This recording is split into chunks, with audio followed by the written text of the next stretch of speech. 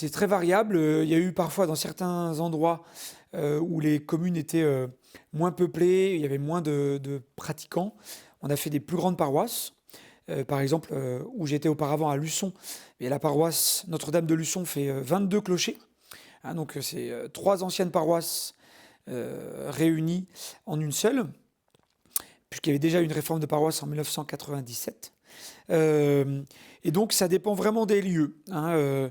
On peut dire que certaines paroisses vont être de 5, 6, 7 clochers, et puis d'autres vont être de 25, voire 30 clochers. La plus grande paroisse étant celle de Fontenay-le-Comte, qui a, je crois, de mémoire, 34 clochers. Hein, donc ça dépend vraiment de la taille des communes, de la dynamique paroissiale, de la dynamique aussi démographique du lieu. On essaye de faire au mieux et qu'on essaye surtout de s'entourer de personnes, hein, de laïcs, de baptisés, d'hommes et de femmes qui travaillent, qui sont engagés dans le monde et qui ont des compétences.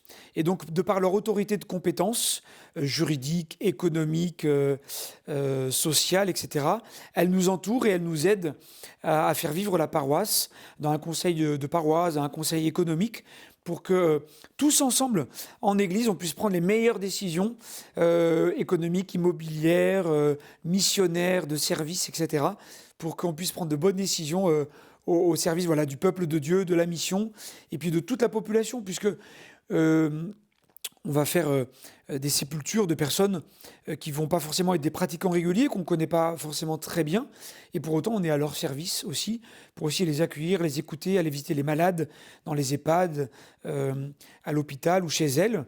Donc le but c'était au service de tous.